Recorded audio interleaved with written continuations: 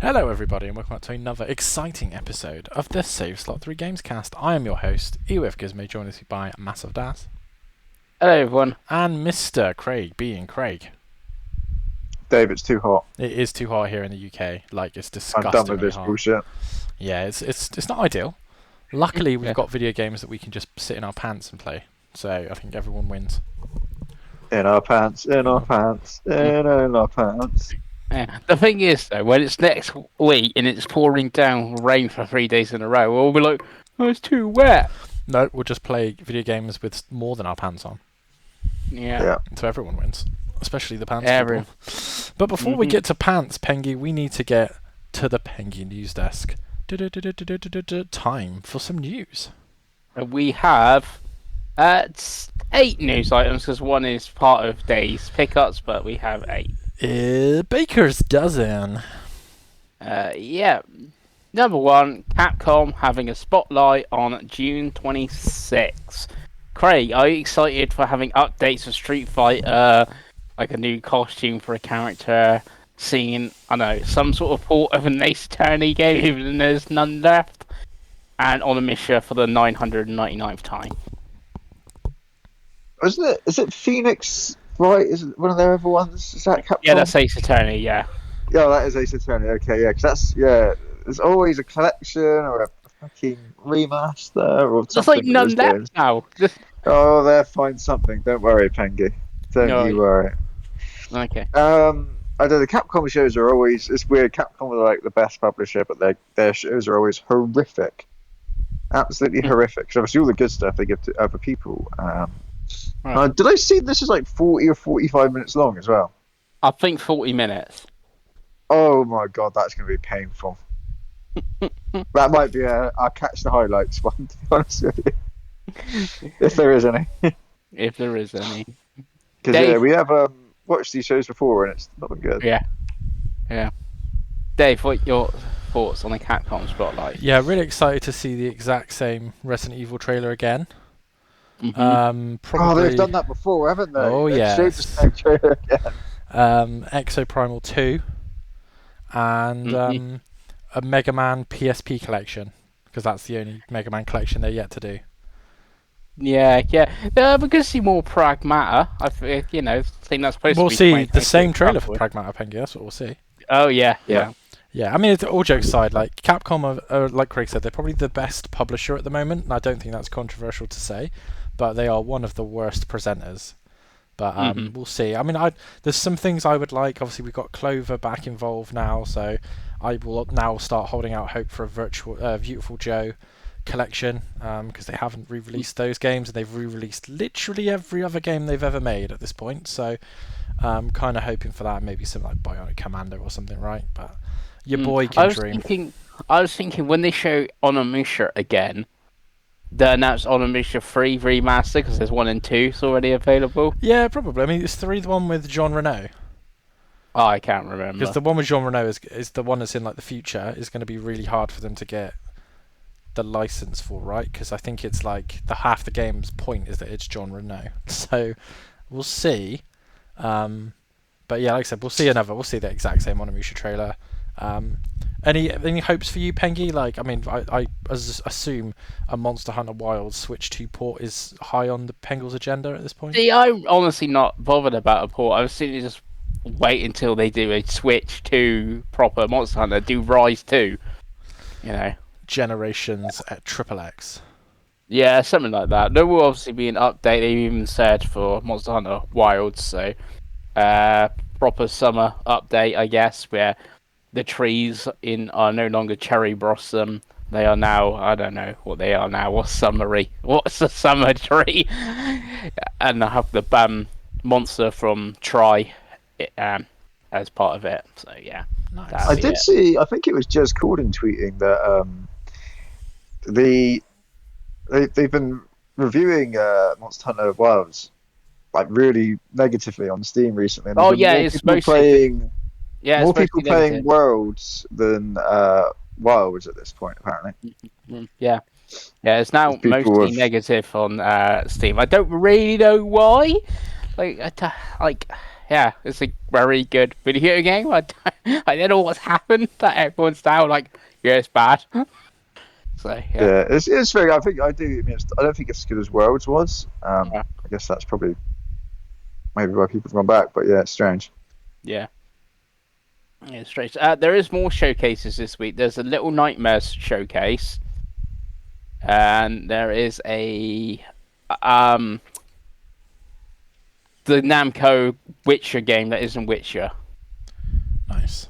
The vampire. Dawnwalkers. Yeah, Dawnwalkers, that's the one. That's having some sort of showcase as well, but I don't know what they'll be like, because obviously they're for individual games. They're both Bandai Namco games, so I don't know why Bandai Namco just doesn't have a showcase and show them both in that. That might make more sense, but there you go. There we go. Number 2, this is a rumour, but it's come from the wrestling world, Dave. Hell yeah. Apparently Sony wants WB Games. They want to buy the studios and the assets associated that they can have with those studios. So that would be Mortal Kombat, for instance.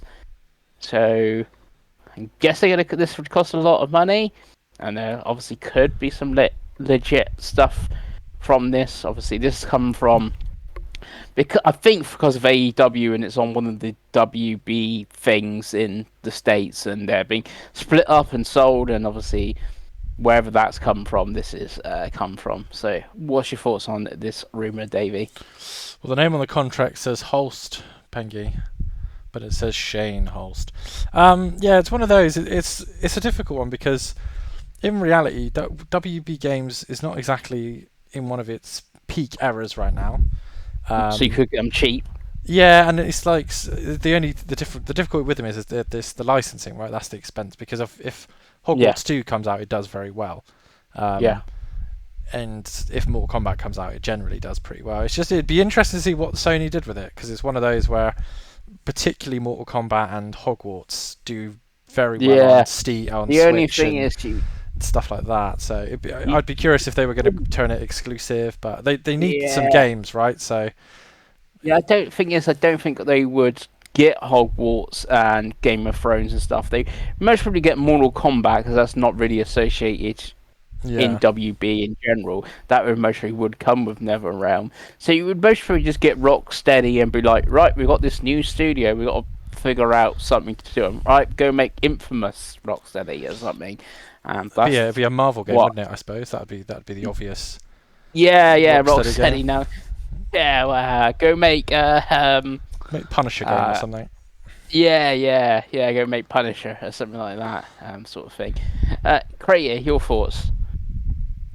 Okay, it's interesting. Well, there was talk years ago, wasn't there, of WWE wanting to kind of sell up and get out of the video game studio business, but there was all, from the sound of it, it was all very weird. Like they wanted to sell the studios, but not the licenses. Mm-hmm. So you would buy the Mortal Kombat studio, but you wouldn't get the license to Mortal Kombat. And then they basically wanted like Xbox, let's say, to buy that Mortal Kombat studio, and then basically pay them like the license fee to use it endlessly. And it's just like that. No one was ever going to do that. That was mental. So it is hard to see how you kind of split it all up and sell it in that way. I think it would become a very messy deal. Yeah. Other than the Hogwarts, WB is not, I don't think, in a good way, in all honesty, is it? So, I mean, Hogwarts Legacy absolutely printed money. Yeah, and still does. They will imagine be making more Hogwarts games very frantically. But other than that, they've been taking a lot of L's, I think, haven't they? So. Yeah, because you say that, even that Quidditch Champion game, I think that was a bit of a flop thing. I don't think it was a particularly good game, but even that had the Harry Potter name, didn't do well. And there's 4 franchises they're banking on. I can't remember. The one's Harry Potter, one's Game of Thrones, and I can't remember the other 2 franchises. So I think, I don't know if one of them was Mortal Kombat, and the other one must be DC stuff. Yeah. Yeah. So it's that is the Game of Thrones. Game of Thrones has died, isn't it? Like, yeah, that seems a weird one to me that in the peak of Game of Thrones, which was years and years that went on, obviously, that we never got a proper like good Game of Thrones game, and now it's like, if we get one now, are people going to care? Like, the House of the Dragon stuff's good, but it's even harder to make a game out of that, isn't it? That's Right, I was it's there wild. when Game of Thrones came out to the 360 with the awful like Dragon Age fucking engine that it had. They did that dreadful Telltale game as Yeah, well. they did. Yeah. But what is dreadful? I'm gonna move in. Mind's Eye. It is on a 34 on Open Critic, Craigie. It is worse than Gollum. Did you ever think we'd get anything worse than Gollum? No, I didn't have much hope for it, but I didn't think it would be that bad. And it is. I mean, you almost have got to like the fact that they just put it out anyway. They were just like, "Fuck it, just send it out into the world. Like, let it go, let it do its thing now." Yeah. And then they had the audacity to say about it's all because Rockstar are paying people off and all that. It's like, no, this is horrific. Like, what are you guys on about? This is barely a video game. So yeah, it's intriguing. We all like actually a good car crash every now and again to watch, don't we? And it's been a fun car crash to kind of slow down and have a little view at. It is going to do some hilarious things to our closest to the messy pin, because none of us went anywhere near that there, I can tell you now. I think one of us might even have gone into 80, so that's No. a lot of points. Oh no, that's not good. Dave, do you think this is a 34 rated game? Because me and you have played some bad games. I remember Chasing Dead on Wii U. That was definitely a 3 out of 10 sort of game. Yeah, I mean, for the budget, this is pretty horrendous, right? For like a full PS5 Pro released on a disc by IO, it's pretty horrendous to be this broken. Because when it's below a 5, it's not just that the game's bad; it's that it's broken, right? That's usually the scale of these reviews from these websites. So it's like the fact that it's literally broken as well as being bad is. Yeah, I mean, it's difficult because like, when we watched the initial trailer, I remember saying to you guys, like, it just didn't look. It looked fucking AI made to me. Like, it just didn't look right. It looked like, what's that fucking PS3 game that never came out, Pengi? I always say it looked just like it. Yeah, I know the one. 9 Songs, or whatever it was called. It was 9 Days to Die. 9 Days to Die, right? That was just so obviously fake, and like it just looked like that. So it's like, oh, it's one of those games that like it also reminds me of Left Alive on the PS4. Which had the Kojima artist in it, and everyone was like, "Oh yeah, well this has got someone." Yeah, I was excited for that. Yeah, because I had like an all-star team. Like the director of whatever, and like the art from Shinikawa and stuff like that. It was like the team was like really good. I think it was Square Enix. It was Square Enix. Yeah, it's one of those games. Again, that reviewed like a 4 or 5, and then like with updates, it's like probably a 5 or 6 now. If you go looking, I think that's probably the best you can hope for Mind's Eye. It is the weird thing about Mind's Eye, Craig, which I don't think many of us realise. It's actually a spin-off game. The majority of the studio has been working on an MMO for the last few years. It's not out yet, but in that universe, it's like it's a huge studio. It's like a 200 person studio, and about 100. It starts sounding more and more like Concord every minute. Well, it reminds me of a game called, what was it called, Pengi? They did it. It had a TV show. It was on the 360, and it was an MMO as well. I know the one. You know the one I mean. It reminds me of that. The game on the 360 was like a first-person shooter. Yeah. And then the MMO is obviously like in space or something like that. And there was the TV show mostly coming. And I can't remember what it was called, but it's one of those projects. So yeah, Mind's Eye is baffling. Like I'm really hoping that the MMO does actually come out and it somehow harkens back to something in Mind's Eye, and it's just like no one's gonna get that reference because that game was trash. I do know the game that you are and that on about. But yeah, it's a weird one. And I think also, like you're saying about the MMO, I thought the point of whatever the game they were doing was going to be like games within games or something. And I know Mind's Eye you can make your own levels and maps, and that looked very Far Cry. Yeah. Remember we used to be able to make your own maps and stuff and the Far Cry games and that. It's very similar to that, what I did see. But I guess no one is going to be making lots of levels in Mind's Eye. So, but you can actually go and play and buy that if you wish, Dave, and you can stream it and all that good stuff. What you cannot buy in stream this September is because it's been delayed. Is Marathon, Dave? They learned from Concord, apparently. Have they learned? I will be amazed if we see this game either again or within the next 2 years. I think that if that game's going to come back, it's going to have to be completely different. Yes. Well, I guess the thing is they would have spent a lot of money on this game already. And they can't have another possible 400 million write-off or whatever that was Concord was. I feel this might be slightly cheaper because obviously Bungie was already established. Well, how much studio. did Bungie cost them to buy, Pengi? Oh yeah, they cost billions. There we go. But yeah. At least you got Destiny with that. I think what this does tell you, Pengi, is I think we'll be getting more Destiny content. Bungie's got to do something to pay them back. Might be a bad Destiny 3 might be suddenly announced out of nowhere soon. Yeah. You still got the 2 Destiny expansions this year, which the second one is Star Wars themed, and you do have Destiny Rising, the mobile game, which actually is very good for a mobile game, from what I've seen stuff. But yeah, I don't know how much that will push the needle. Craig, Marathon delayed.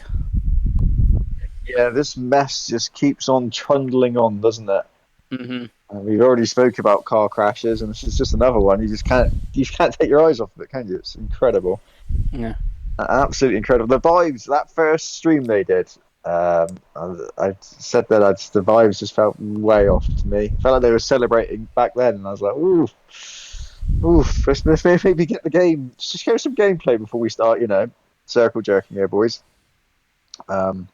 We spoke a little while ago, didn't we, about how we thought it wouldn't get delayed because they just wouldn't want to spend any more money on this and just get it out there and just pray for the best. There'll be some Bungie diehards and some PlayStation diehards that buy it, wouldn't they? And they play it for a month and then they can shut down the server 6 months later and take the hit. But yeah, it's a tough one because technically, I mean, they're doing the right thing by the game, aren't they, to delay it? Because the momentum was completely gone. But you do just wonder how much money are they just burning the money at this point? Like, can they save it?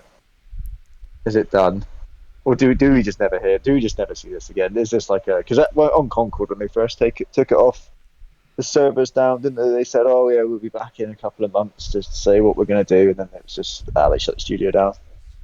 You do wonder if it just will be that if in 3 months' time we just see one of those boxes on Twitter pop up saying that Marathon's been cancelled and they're moving on to something else. But you do fear for Bungie, don't you, at this point with how much money they've probably lost on this, and it's a very expensive studio to keep going as well by the sound of that. Because even with the amount of layoffs they've had, I think it still was 700 people or something like that. Yeah, and you need to be making money when you got 700 people. Yeah, it's going to be in some expensive city in America, I imagine, right? Yeah. It's not like it's some little 100-person studio in the middle of bloody Poland somewhere. Do you know what I mean? It's worrying times for Bungie, definitely. Yeah, Bungie's in Chicago.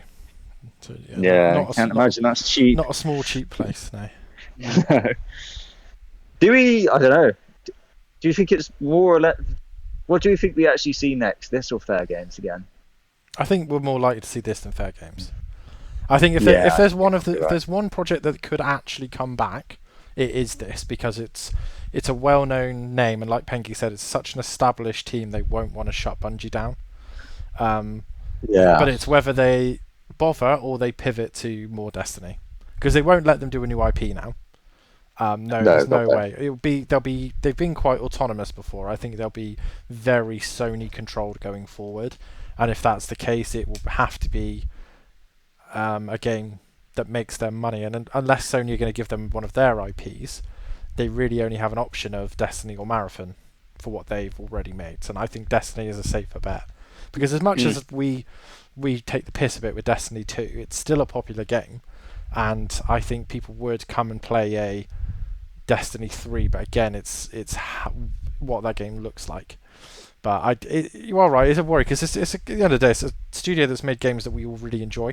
So you kind of hope that they can go back to making games that we all really enjoy. But it's worrying because, like I said, Marathon, from what we saw of the gameplay, just didn't look like a game made by 750 people. And it's one of those, unfortunately. Yeah. And I obviously they had the art stuff, but obviously they're saying it's feedback from the alpha. But everything I've watched it, I watched a brief kind of funny thing, and then Andy was like, oh, I played Marathon and I played Art Raiders a week later, and it's like this is a way more better and polished team game. Yet obviously Bungie's got 700 employees, where I guess the art people have got about a couple hundred or something, sort of thing. Yeah. It's an odd one. Number 5. We actually did have a direct this week. There's more coming, but one did happen. It was the Donkey Kong Bonanza direct. Craig, did you go bonanzas for Donkey Kong? Yeah, why not? I remember that, Pengi. It was a really good direct. In fairness, they showed a lot more of the game, a lot more of the systems. And a game that I think all of us were excited about before. I think pretty much everyone came out of it and was like, "Oh, I'm even more excited now." It was a fantastic showing. 17 minutes just flew by, definitely. Do you wonder if there will be another direct fairly soon again for more stuff? But yeah, because Metroid Prime 4 is out now, apparently. Well, yeah. And also more third party stuff as well. But this was very good, fantastic. And it's out very soon as well, isn't it? So, yeah, mid July for this one. So yeah, good. Davey, you hate singing in video games. What did you think? I thought it was good. I thought it was one of those directs that really showcased that there's more, and that it's a cool ass game with lots of things to do. It also showed to me this is definitely the Mario Odyssey team. There's no way this isn't the Mario Odyssey team. So I was very impressed. It's one of the things I've had it pre-ordered since before the Switch launched, because it was really the first party game coming after launch, and I'm just more excited now. I'm so excited to get back from my holiday, and a couple of days later for it to arrive, and then just sit there and play it. To be honest with you, like Craig was saying, it just looks like a fun game. Just looks like a really, really fun game. Question for you, Dave. Obviously, we presume this is the Mario Odyssey team, but Nintendo don't really seem to like telling you who actually made their games anymore for some weird reason. So if it's the Mario Odyssey team, this was taking a few years to make. When do we actually get the next 3D Mario, or is Next Level Games, instead of doing Luigi's Mansion 4, they're doing Mario Odyssey 2, sort of thing? Yeah, I suppose it depends how much of the Mario Odyssey team. Mm-hmm. Because it's Nintendo, like you said, Nintendo aren't like other developers. You don't really know how big Nintendo AED is. This could be a team of 20 people, like it was when they made Splatoon, which again was was a spin-off of the Mario Kart team, I believe, or it will be 150 people. You just don't know, right? So it's either going to be this team will then make the next Mario game, or another internal team's making a Mario game. I think we will see a Mario Odyssey-esque sequel, but I don't think we'll see that until 2020. I don't think it comes out until 2027. I think you might see it next year. But again, that's on the knowledge that this was made by a section of the team as opposed to all of the team. But yeah, again, it's hard to guess with Nintendo, to be honest. Yeah, and like I said, you do have teams like Next Level, which they bought, didn't they, after Luigi's Mansion 3? Did they buy them after that one? Yeah, they did. Yeah, so they must have been pressed, sort of thing. You still not played Odyssey, have you, Craig? And obviously it got the Switch 2 update, so you're not clamouring for more Mario like me and Dave. I'm quite happy that they're doing something different, in all honesty. Mm-hmm. And long it's may good. that continue for Nintendo. Yeah. I was going to say, it's nice to see new IP, but then it's Donkey Kong, their oldest IP, pretty much, I think.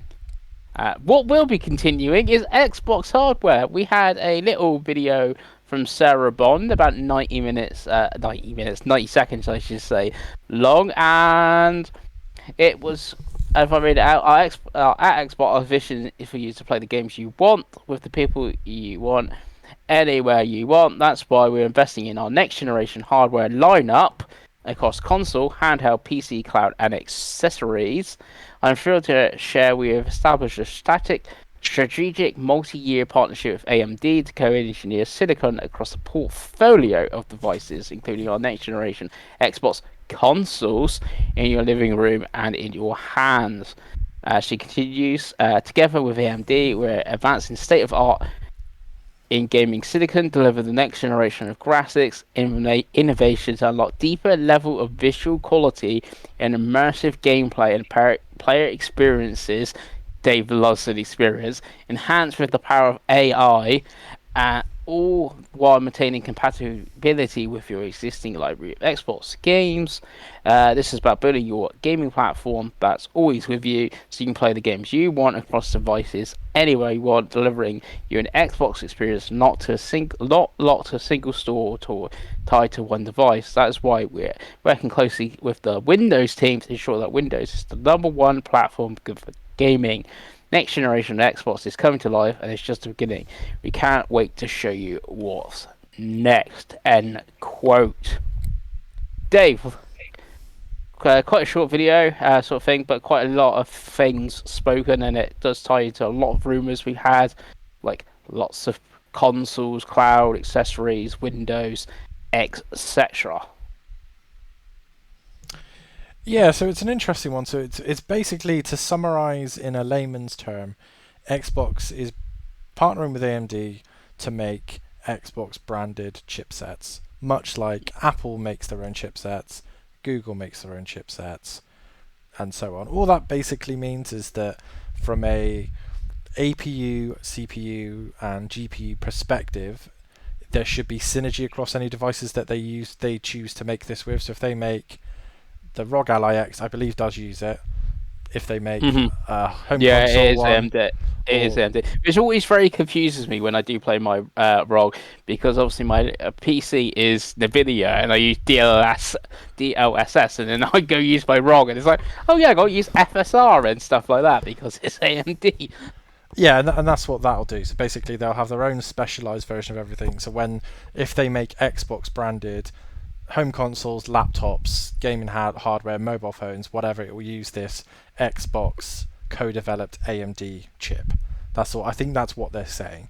So I would expect us to get a lot more devices of differing types, but it will use this Xbox AMD specific chip. That means all the Xbox hardware and software will work without having, because the difference between making an Xbox AMD chip as opposed to just a standard AMD APU is that it's not coded or hardwired for specific things. So the Xbox has got a specific list of what it wants it to do, and then it'll all interlock. So it's a very interesting and very modern strategy, and I'd be interested to see if it does in fact mean that we are going to get a range of devices as opposed to the ROG handheld and then a home console. It sounds like we might be getting some Xbox like branded laptops, like that kind of thing, because that's what that chipset is. It wouldn't make a whole lot of sense to just have a chip inside it. Like, think of it as if the Emotion Engine was developed by AMD, Pengi. That's the best way I can use to describe it from the PS2. And then we got Emotion Engine laptops, Emotion Engine handhelds. That's basically the same thing. So I'm curious. It's an interesting and very different approach to Sony and Nintendo. So I'd be interested to see. Sony's the most interesting because I'd like to see, because AMD obviously worked on the PlayStation 5 and the PlayStation 4. And obviously the PS5 Pro uses PSSR, which is based around FSR as well. Yeah, so I'm curious whether Sony will then partner with AMD to make a Sony branded AMD chip that they did. I would think so, with backwards compatibility and stuff like that. Yeah. Then going the NVIDIA route like Nintendo does, sort of thing. Craigie, your thoughts on it all? Yeah, it's To be honest, I thought they already worked with AMD. I had no idea, in all honesty. Yeah. But like you said, that makes sense. What Dave said about the chip, and then there's a lot of like the stuff that they've been pushing heavily recently, is their Play Anywhere, and their commitments to backwards compatibility and being able to play the games you already own, because they've been incredible at that in fairness. This last gen, probably the gen before. So yeah, it's good to see them kind of like doubling down and committing to that. Good to see them still using the word console as well, because everyone keeps saying that Xbox is done with consoles, right? So um, I know that it might look different, but it's good to see some reassurance that they're still using the word console definitely as well. Yes. But what is a console? How does Oxford Dictionary define it, Craig? That's the thing. Exactly. Yeah, that sort of thing. Yeah, it's interesting. I think I've seen a few different takes on this. Like for me, where they say not locked to a single store and tied to one device. See, I think that I've been taken at you, especially if the Summer Game Fest at a video where they were pushing Xbox Play Anywhere. I'm taking it as like that Xbox store is going to be anywhere. It's going to be on that laptop. It's going to be on that ROG. It's going to be on the thing. And obviously, some have taken it as like, no, Steam and Epic and that are going to be on the Xbox console sort of thing. So we will see on that one. But what is an Xbox device? We've already got one of them, but there's a rumor, and I've seen some mock-ups as well. There's an Xbox Edition Meta Quest 3 SVR headset rumored to be dropping very soon. Craig, as you're most Xbox of us all, are you going to get yourself a Xbox branded Meta Quest 3 SVR headset? Absolutely not. I will kick this straight back to you as the VR man, Pengi. Is it back on? Not really. It's I also don't really know why stuff like that. We had the Xbox Meta Quest 3. That actually came out like about a month after I did buy it, and it was basically the same but black, and it came with like 3 months Game Pass or something like that. Are there actually any VR games on Game Pass? That's what I was trying to No. There's no VR games. You just basically have a big cinema screen. So you basically have a 100-inch screen in front of your eyes, and then you have, you're playing Halo or something on it with your Xbox controller. So, I see. So you could, be in a queue somewhere, sitting down, have your headset on, and still be playing your Xbox in like a very big thing.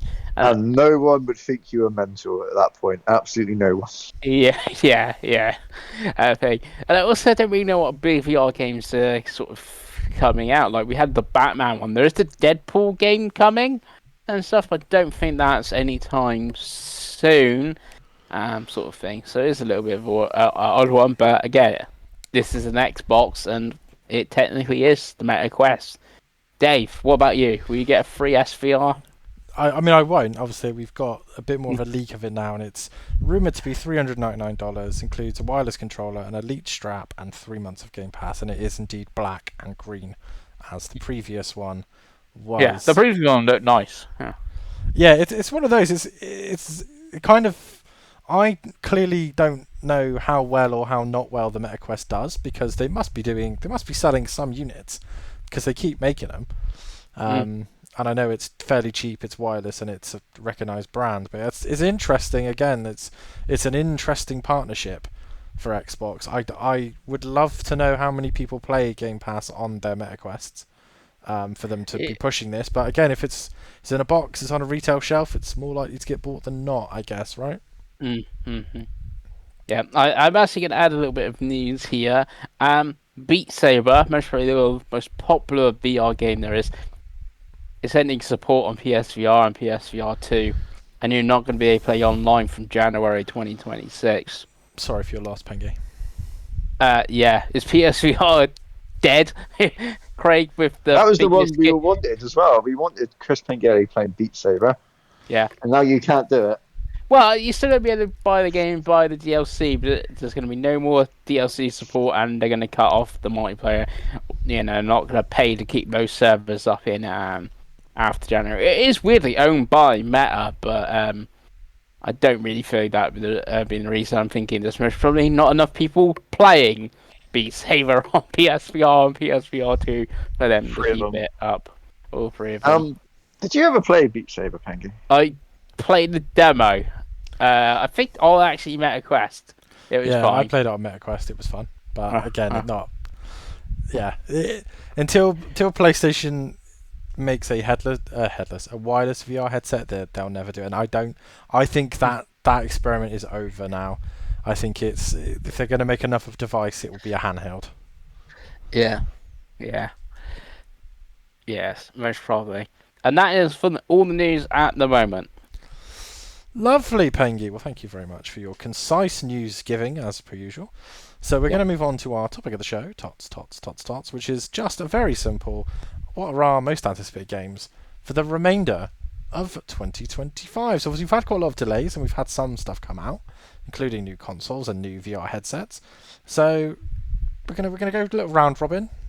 We're gonna go Craig, Pengi, and me, and we're just gonna talk about a couple of games, well, like 4 or 5 or whatever that we're excited for. So Craigo, what are you looking forward to, buddy? One that's coming very soon. I am very excited for it. Tony Hawk's 3+4, Davey. Right. I have purposely not played that Foundry demo because I'm like, I've done the Chris Pengelly thing of like, well, I'm going to play it anyway. I did play the demo, and I'm done. I'm committed. I'm there. And especially as on Game Pass, they have to buy it. Yeah, no, I'm really looking forward to this. Every trailer that they show just looks great, doesn't it? And I think the fact for me that I still haven't played 1+2 almost makes me more excited for this because I haven't had that fix. I haven't itched that scratch for a long time. You know what I mean? Yeah. And it just looks great. And when they showed that trailer at the Xbox show with CKY playing in the background, I was like, oh, take me back, Dave. Take me back.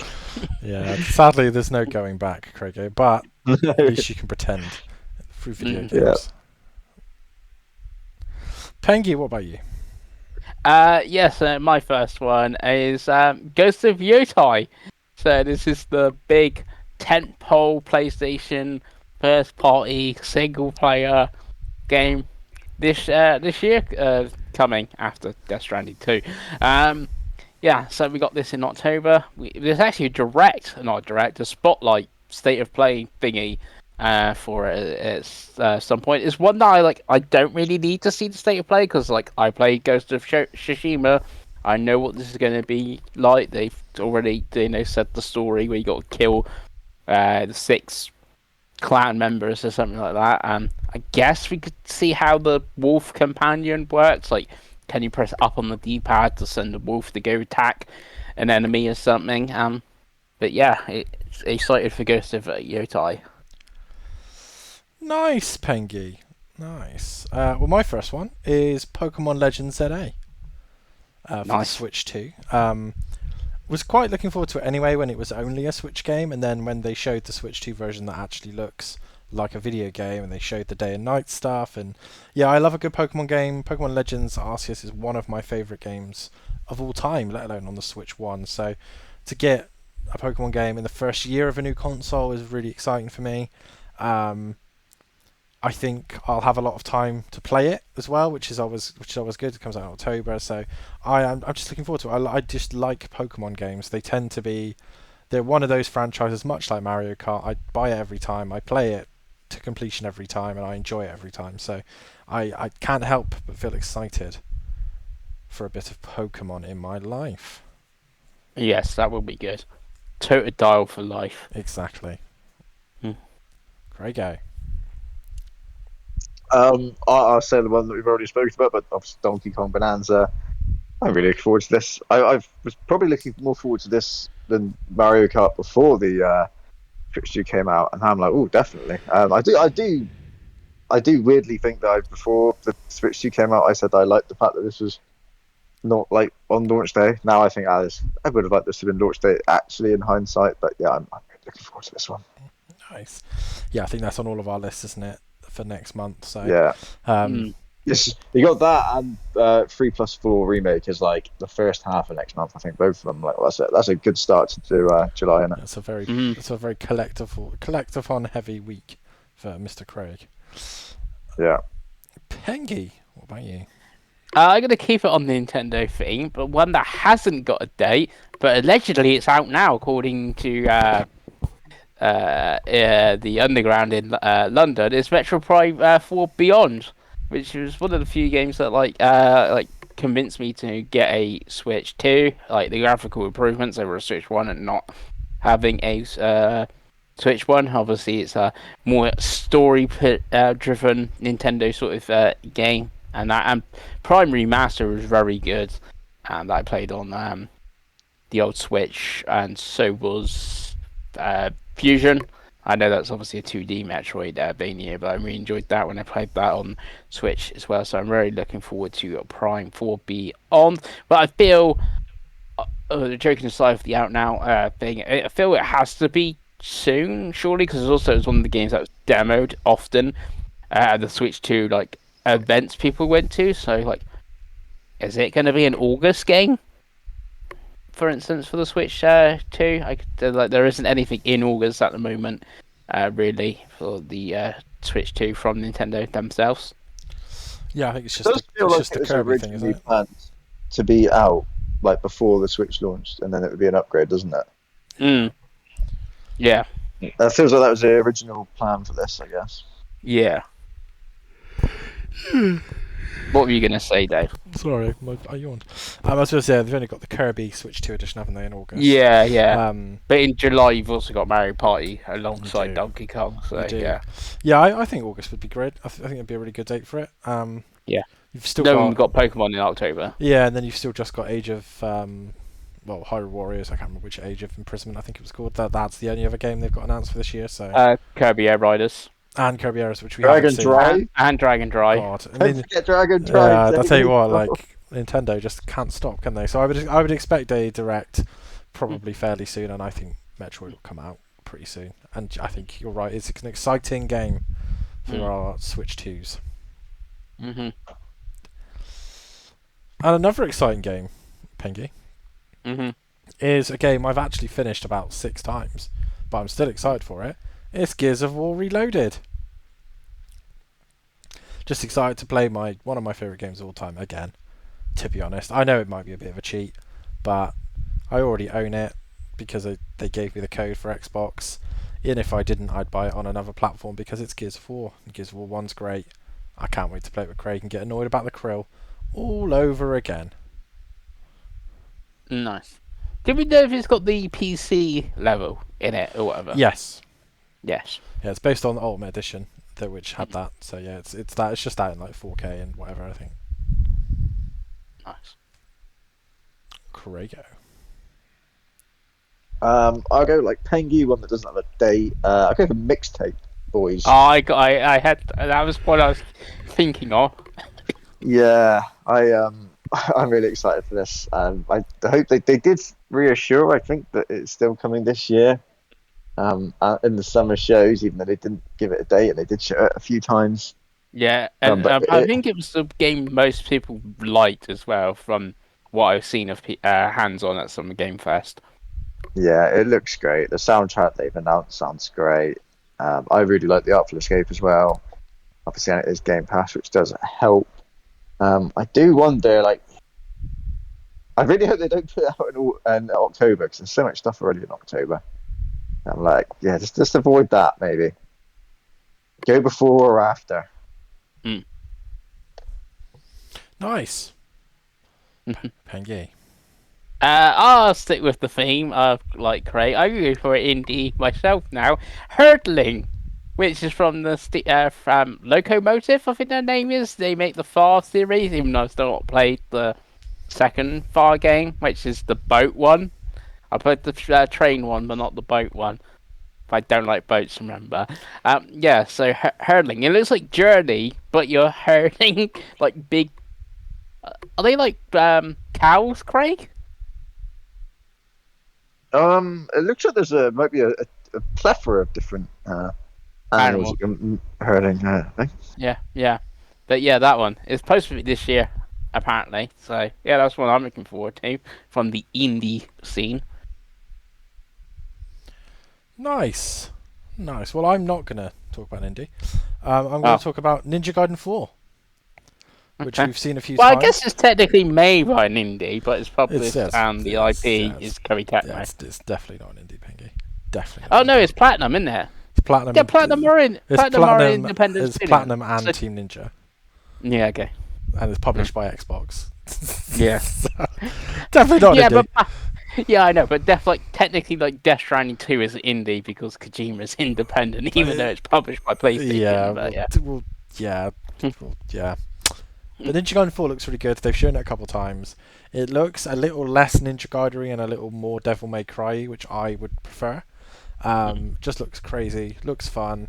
Again, it's coming to Game Pass, and if you want to buy it, you can buy it on disc. I think it's $49.99. I don't even think it's a full price game on PS5. So it's one of those that I think people forget about, and then they show it again, and people go, "Oh yeah, that game's coming." So yeah, I'm quite excited for it. I think I haven't played a Ninja Gaiden game properly since Razor's Edge, and I haven't played any of the remasters. I haven't played the one that came out the start of the year.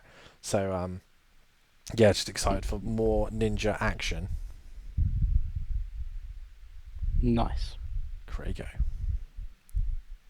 One that they announced at the Xbox show, and that's Keeper from Double Fine. And I just love the fact that Double Fine is still allowed to make ridiculous-looking games like this, where you're playing as a fucking lighthouse. Like, even in, since the acquisition, it just looks silly. It looks bonkers, and that's actually what you want Double Fine doing, isn't it? Absolutely. But yeah, it does. It is in the Merryland of games in October, which it does might go against it a little bit. But I do imagine this would be a shorter experience. I can't imagine this getting into like the double digits and late, so that might help it definitely. Yeah, I quite like the look of that one. It's I like it when they go weird, and they tend to go weird quite a lot, don't they? Double Fine. So again, and another one that if it's on Game Pass, if it isn't for you, you haven't wasted a whole chunk of money, and you ain't got to worry about getting a refund or anything, right? So it's all good fun. Mm-hmm. Chris Pengelly. I get that in theory, you'd think it'd be coming in October, but it's not coming in October. It's coming in September. That's Silent Hill F. Most probably why I want it is because it's Silent Hill, and 2 remake was pretty good. I know this is a different team, stuff like that, but I have much more faith in Konami now with the Silent Hill IP after 2. But then Mixed Messages wasn't that fantastic. And obviously we got a different setting. We're no longer in Silent Hill. We're now in Japan, stuff like that. Playing as the schoolgirl instead of like some middle-aged chap. So yeah, a little bit different as well for the Silent Hill IP there.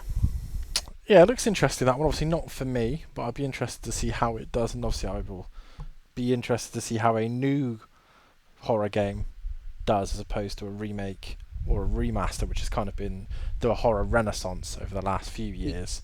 Yeah. But yeah, I'd be interested to see what you... I assume that you're interested in that one as well, Craigo? Yeah, definitely. Nice. Absolutely. So, what's my next one? So, sticking with Konami, actually, is a game that I've been quite surprisingly interested in for a while. I know we've talked about it quite a lot on the show, and that's Metal Gear Solid Delta Snake Eater. Snake Eater. It's one of those games that, from a conceptual, story, art, and everything else perspective, is a game I've always been interested in. I remember one of my friends playing it on his PS2 in whenever it came out, 2005, I think. Back in the day, I remember it so vividly, Craig, because he had a silver PS2. I remember watching him play it, thinking it was the coolest shit in the world, like a stealthy Bond game and all the Kojima silliness. And then I played it myself a few years later after, and the controls were just so dated by that point, and it was just like, oh no. And that's always kind of been my issue with a lot of the older Metal Gear Solid games, is I just don't think the controls have aged very well. So getting a game that has new controls and a lick of paint, and like Pengi said, like a renewed Konami, they seem to be a much more efficient and trustworthy publisher now than they were 5-10 years ago.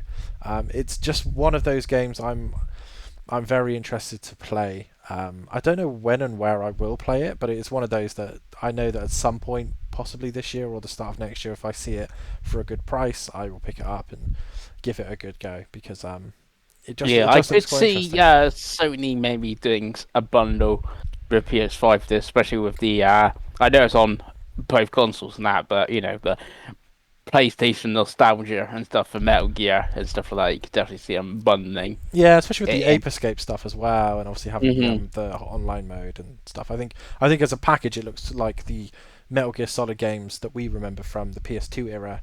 That used to come with all the stuff like the skateboarding and stuff, right? So it's one of those that I'm like, I'm quite interested by it, and as it's canonically the start of the series, it's very clever if they're going to reboot the series or do a game that's different to the timeline. It's a good place to start. So yeah, that's my number 4 of Corrego. Your last one, Craigie. Number 5. One from our favourite publishers here at Save Slot Free. There you go. Shinobi Art of Vengeance. The first one from their like big comeback of all these old IPs, right? That they announced a couple of years ago, one of the Keeley shows, and it looks very good. In fairness to what they've shown so far, really cool art style. Is it one of the many games that .emu are helping or something like that? Oh yes, 2D Platinum is what Dotemu have become. Yeah, Hmm. they have a good track record of this type of game, don't they? So yeah, it looks fantastic. So that's one in August. I'm definitely looking forward to. Yeah, and Shinobi's a great series as well. So it's cool. It's cool to see it come back. The fact that we're getting Ninja Gaiden and Shinobi games, 2 Ninja Gaiden games at that, is insane in the same year. Like, how does that even happen? What is it, 1988? Like, what's going on? But yeah, great stuff. Pengi, your last most anticipated video game. My last one, I am going to go for a game that's actually out quite soon, and it's actually technically a standalone expansion that you're going to be able to buy it on its own on a disc for £25, and it's the follow-up to one of my favourite games from. Is it last year or the year before, I Davey? feel like it was last year, RoboCop Pengi. I feel like it was Rogue last year, City yeah. came out, and that was fantastic. It is like the best 7 out of 10 video game ever made. It is great, and we're gonna get more RoboCop. And who doesn't want more RoboCop? And you get to play as Alex Murphy for like apparently the first time in gaming, but I'm sure I can remember on like the Mega Drive a bit with side scrolling as Alex Murphy, but that might just be the Mandela effect or something there. But yes, very excited for more RoboCopping. Nice. I was just actually reminding me, Pengi. I was like, what? Where in the UK can I stream RoboCop? Netflix and Amazon. Definitely worth a watch, Craig. Definitely worth a watch if you've never watched the first RoboCop, because Yeah, it's a violent affair, and I love it. But yeah, really need to get to that game. It's one of those that's been on the. It's been on sale for like £3 a couple of I times know. on like all the stores. It's just finding time to play these games. That's the issue. But And yeah. it's Nacon or something that publishes, and you love them. I do love a So- bit of Nacon. They always they keep the Rally Dream alive for me, Pengi. So I've got to respect them. Yeah. Nice. Well, my last game is an absolute cheat, and I'm again not ashamed for this cheat. It's Final Fantasy VII Remake, Pengi, because we get it again, and I'm either going to get to play it on my Xbox or I'm going to get to play it on my Switch 2, and my preference would be Switch 2 on a cartridge, probably a game key card, but whatever, that I can play in bed, because it's a great game. And I haven't played the whole game through since it came out, and I really enjoyed it at the time, and I want to play it again. I do want to give Rebirth a second chance, because I don't know again if it just caught me in a bad time, because I love the Final Fantasy VII world, I love the Final Fantasy VII characters, and it's just an incredibly good game. So I was just kind of like, well, it's just one of those things that I know that when it comes out I'll play. There's a lot of other games that could have been that just either haven't got dates yet, or we don't know enough about. Like, for example, Yooka-Laylee Replayly is a game I'm really excited for, but I don't know if that's going to come out soon or what. But yeah, Final Fantasy VII Remake, Intergrade, again, I know it's a game from 6 years ago or 5 years ago, whatever, but I'm going to buy it again, and I'm going to love it. To be honest, I'm most really going to buy it as well on my Switch too, because I have not replayed it since. Well, I played it originally on PS4 or PS4 Pro at the time, and then I did play Integrate, where I played the Yuffie. Yeah, I just transferred my thing. save and played Integrate. Yeah. Yeah, but obviously I didn't have like my saves and stuff, so like I'd never replayed. I could have replayed obviously 7 on the PS5 at the time and get the trophies, stuff like that. But obviously it was like only like a year or 2 after, so it's like this is quite new. I just want to play the Yuffie content. But now like 6 years later or something like that, it's like well, I won't mind replaying that. It's Square Enix, like could they just will it be even a game key, or would it be a code in the box or something stupid like that, and then won't be buying it. So yeah. Yeah, we'll have to wait and see. Yeah. But yeah, it's one of those. Like I said, I've been itching to replay it, and I was like, do I want to buy it on Steam Deck? And I'm like, oh, it doesn't run that great on Steam Deck, and it's not out on Xbox yet. And I'm like, oh, okay, we'll see. But yeah, great stuff. And that is the topic of the week and the show, boys. So let's move into the last section of the show. The what we've been buying, what we've been playing section that doesn't have a jingle. Craigo, what have you bought and played this week? Bought wise, nothing. I don't think. In terms of playing, I've done the GPs on Fast Fusion on the first difficulty now. So I have unlocked the second difficulty, and I've tried doing the first one a couple of times. I think I came second both times I tried. So I don't think it's like impossibly hard, but you do have to be like much more consistently good. It's you can't like crash a couple of times and still expect to come first in this difficulty, definitely. So I will keep going back to that every now and again. It's a nice little like half-hour game, basically. Do a couple of GPs, or if you can't afford the GPs, maybe try the hero mode every now and again. But yeah, I've been still enjoying that. A bit more Fantasy Life. I think my save's up to 12 hours now. I think I'm on to chapter 5 or something like that. I was still mainly just plowing through the main story, in all honesty, and kind of just doing what I have to in my little world thing, build the old house every now and again, upgrade a few things if I can. I did try there's like the multiplayer world bit, Dave, I can't remember what it's called. But where you just kind of explore, you just kind of wander around. I did do that for a little bit. You can unlock like more villagers and stuff like that, doing that stuff. So yeah, I did have a little bit of fun just messing around with that. But yeah, I'm still quite enjoying that game. And then what I've mainly been playing is on the Xbox through Game Pass, Space Marine, the Master Crafted Edition, or whatever the hell it's called, which I have now finished as well, boys. Woo! I think it's massively long. It's about 7.5 hours it took me. Yeah, it's not a long game. No, and it is. I think I said last week. It is very much a basic remaster. Let's say. I don't think a huge amount of money or effort went into this, but it is still fun just to go back and play this and give it a little bash. I'd actually never played it back in the day on 360. I did play the second one at the start of the year. It does very much feel like they've gone, cool, Space Marine 2 made all the money last year, didn't it? Fucking hell. Well, it's going to take us over quite a few years to make Space Marine 3, isn't it? What can we do to make some money in the meantime? Well, it's not even the same studio. That's the funny thing. It's not even the same publisher. It's literally Sega. Yeah, which is exactly what they did with Bayonetta, if you remember. When everyone was like, "Oh, Bayonetta 2's coming out," and people were like, "You want to buy Bayonetta? Fucking hell, here you go. This Bayonetta 1 again. Go crazy, bitches." But yeah, I guess Sega's seen that opportunity there. Right, Shenmue, they did that as well, Pengi. Yeah. They're like, "Oh, Shenmue 3's finally coming out. Oh, fucking hell, here you go. It's 2 ports of Shenmue." God. Yeah. Like I said, I played it on Game Pass. It's absolutely fine for that. I think it's like £35 to buy it. On Steam or on Xbox, that's a bit much. I wouldn't do that.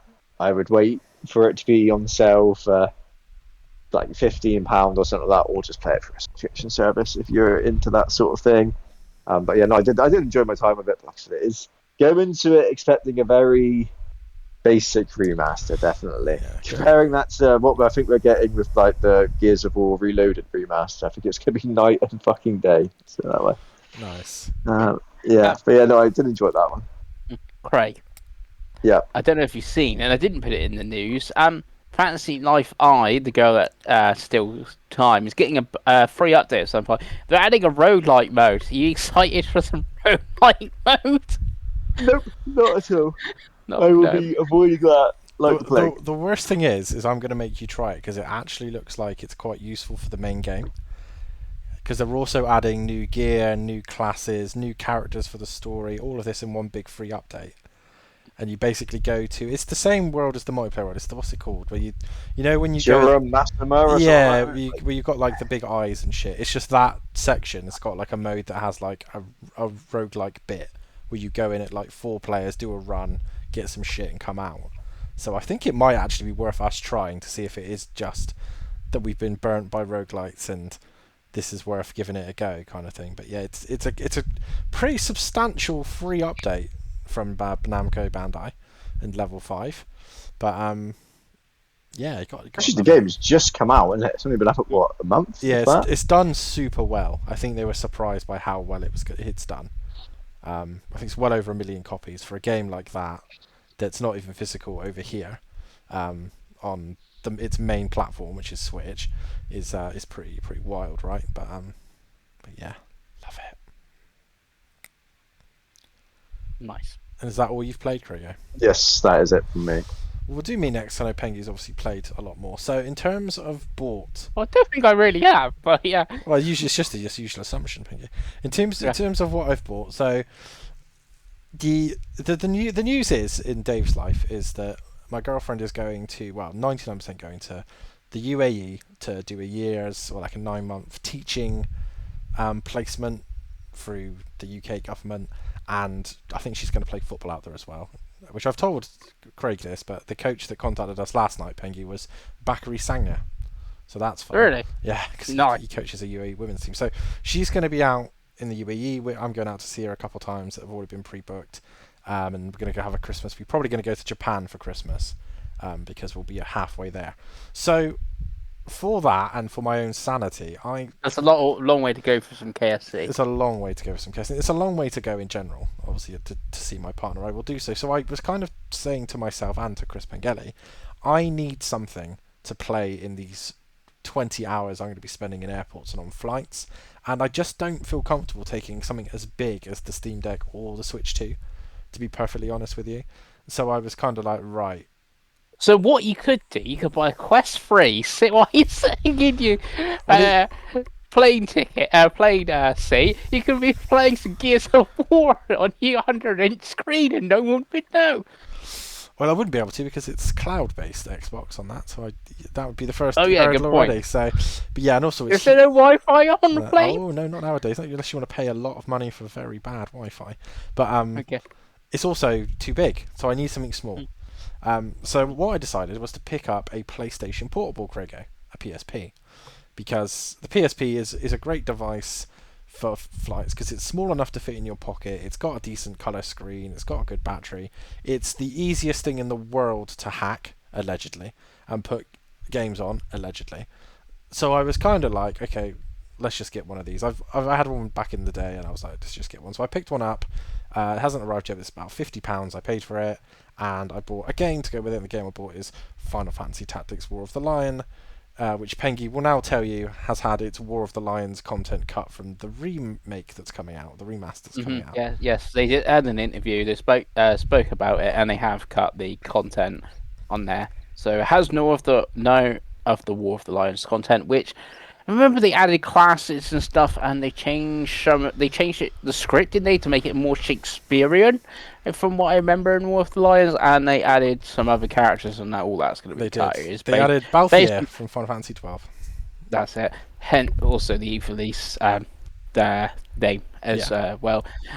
Yeah, so it is just the PS1 version being remastered on thing, which I thought presumed anyway, but it's really annoying because how I played Tactics was War of the Lions because that was the easiest way, and obviously peak PSP Final Fantasy, there was a lot on there, so it is a bit disappointing that is the case with Tactics coming, which I still much free get on my Switch. But yeah, that's a bit annoying, that news. And obviously the difference being that is a £55 remaster, and I have paid £14 to get the PSP version with more content. So, which is quite a bargain, really. Yeah, I saw it, and I was like, better PSP games. Right? There is obviously a few valuable PSP games, but yeah, it's quite a good price. It was complete in box, even had the art card. So I was like, okay, that's cool. And like Pengi said, there's a lot on the PSP. There's stuff like the GTA games, and they're all fairly cheap. I think the most expensive one is Chinatown, which is about 20 quid. Everything else is about under a tenner. And games like that. And the only games I still have from back in the day on PSP, I have one of the two Burnout games. I think Dominator, which is the one that is the newer game because it was ported later on to PS2. It's basically a portable version of Burnout 3. Burnout's great. And MotorStorm Arctic Edge, which of course is also a arcade racing game. And as you know, boys, Dave loves an arcade racing game. So yeah, that's the life update / Also, you can still you could watch films as well on your PSP. Get yourself a bunch of UMD stick. Can you imagine how unhinged I would look, sat on an airplane, like by myself as well? So not like I'll be travelling with someone out there. I'll be sat by myself watching Family Guy season 3 or the Simpsons movie. Yeah. On my PSP with headphones on. Be like, what year is this man living in? But yeah, so that's that. There'll be some more PSP talk as we go because it's quite a cheap and fun console to pick up games for. Even locally, the local shops have quite a good selection of PSP games. And obviously when I go travelling, I will document the travelling and I will use it as an excuse to make some more content for my channel and for this channel, just because. If I'm gonna do that for the next year, it's worth doing. And let's be honest, I know that when I'm in Japan, Pengi's going to be asking me to buy him some stuff. So we will see. And then in terms of what I've been playing this week, some Splatoon 3 on my Switch 2. Game's still great, and lots of Mario Kart World. I played with Craig earlier. Me and my girlfriend played with Craig earlier. Me and my girlfriend have been going around doing the open world stuff in co-op, and I've been doing some of the mirror mode, and just in love with Mario Kart World. I think I'm almost to 30 hours now, which is quite crazy considering the game's not been out that long. But yeah, and I'm going to get back to Kunitsugami and Fantasy Life I myself, possibly this evening and probably over the next week before I go to America, which is obviously us not playing Switch 2 for 2 weeks. But yes, Pengi, what about you? Okay. So, me, on the PlayStation, I finished Lies of P Overture. So I finished the DLC of that, which was very good. Very good, that DLC. It was pretty hard. I can see why they're originally going to nerf it. I don't actually know if they've done that or not. Can't remember if I had an update in that, but yeah. Sort of thing. But yeah, that was good. Really enjoyed that, and the story and how it ties into life, because this is a prequel. So I finished that, and I have now sold my Lies of P because I've played the main game and I played the DLC. I think my total time was like 47 hours at level 117. So I was the Master Chief of Lies of P. Nice. Yeah, so I finished that. And then on Switch 2, I should say, more Mario Kart World, just the multiplayer, jumping in now and again. Like, big session on Thursday night, the G-Name lads, you did jump in as well, Dave, with your crab. I did. Yeah, so played a bit of that. That's mainly how I'm playing it now, sort of thing. Like, I could go back and try to unlock, the characters by, selecting a certain track, putting on certain difficulty, and hope I get the fish or whatever, the bonefish sort of thing. And same with the costumes. I could play as Mario, unlock all the costumes. I'm never going to play as Mario, so now it's just online. And if I get hit by a Kamek thing, and I unlocked the fish. I unlocked the fish, but yeah, it's now become the online playing game. I did also play some Splatoon 3 as well because they got the update, and I do own it digitally. So download that. It doesn't bother me that much as it did on PlayStation because obviously trophies and like single player games and stuff. I haven't got my save, which I'm just realising is most properly when I had my Switch One. I was part of the G Name a Family thing that James set up, and obviously I'm no longer in that because obviously I sold my Switch and I've set up my own NSO, and obviously I got no cloud saves. Like I don't really plan to go back to any Switch One games, but obviously it doesn't think I've played the single player mode. But I do have all my rank for multiplayer, so I am level 100, not level 100, a level 11, I should say, and I've got like all my guns and my shirts and everything that I unlock. So that's obviously must be tied somehow to the service or something. So yeah, it does think I'm level 11, and I do have my guns, shirts, trousers, shoes, etc. Played a few games, very bad at it. So what? This sort of thing. Am I very bad at it, or because I haven't played it for years and everyone's still playing it, is like the people that are really good at Splatoon now because they've still been playing it for the last 2 years or ever how many years? Like I would imagine if I went and jumped on Call of Duty or something. Now I would be terrible at that because everyone's still playing it for the last 12 months of being, the people that play it every single day. I don't know how you got on with it, Dave, but obviously you did play it quite a bit still. I remember you telling us about little different Splatfests, etc. Yeah, I've been doing pretty great, Pengi. Still topping Nice. leaderboards, still getting over 1,000 splat points, Turf War. Nice. Ability never leaves you. Form is only temporary, as you know. So Yeah. you should get on it. It's great. Yes. Yeah. Well, I have got it downloaded. So if people do want to play it, it's their thing. Like Craig Fast Fusion, I've done actually a little review on my channel and obviously some shorts and stuff like that. I've done the easy cups like Craig. I unlocked these medium difficulty and stuff like that. I did do the first cup.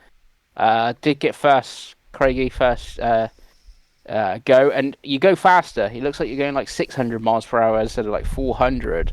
And my total time was like 9 minutes. Where if you look back on the easy, it's like 12 minutes or something. And for the first cup, so it's obviously we're going faster. So I don't know how fast it's going to be in the hard mode. I'm guessing like 900, 1,000 miles per hour or something. So obviously I don't know how often you use the triggers where you can like do that little like movement and stuff, but I think that's going to be having to come in more useful when you're going around corners and stuff like that. And I have got lots of credits, so I can buy them next card. But it's like, oh, I've done these tracks. The first track I think I've done like 4 or 5 times now because the time trial, hero mode, the 2 cups, and there's going to be a third cup. So it is getting a little bit stale already and stuff before I even got to the third difficulty. Nice. And then I got a pickup. That is Rido Remastered: The Mystery of the Soulless Army for Switch 2, which I played maybe an hour of so far. I think it's more of a remastered than what was Craig saying about Space Marine, but won't be like the Gears of War remasters. Like you look at these character models and stuff like the townsfolk, and like you look like a PS2 character model, and then you look at the PS2 version, and I'm like, okay, you have definitely upgraded this character model in some ways. It's just it's definitely the basis of a PS2 game. But what I've played so far is pretty good, and obviously, and you can definitely tell it's part of the Shin Megami Tensei series, obviously of the monsters, but even like the music and how everything is like spoken and done, and like that's Persona-esque, and that I've seen that in SMT5 and that sort of thing. Yeah, but I've only briefly started that this afternoon. That's everything. Nice. Mm-hmm. Nice. Well, that's the week, boys. So thank you, everyone, if you've watched this far. Let us know what you've been up to in the week and what you're looking forward to. And we will be back next week with no doubt more video game stuff. And next week will probably be the last one for a couple of weeks, as I will be in the US of A. So get your thinking caps on, and we'll see you next week. Bye.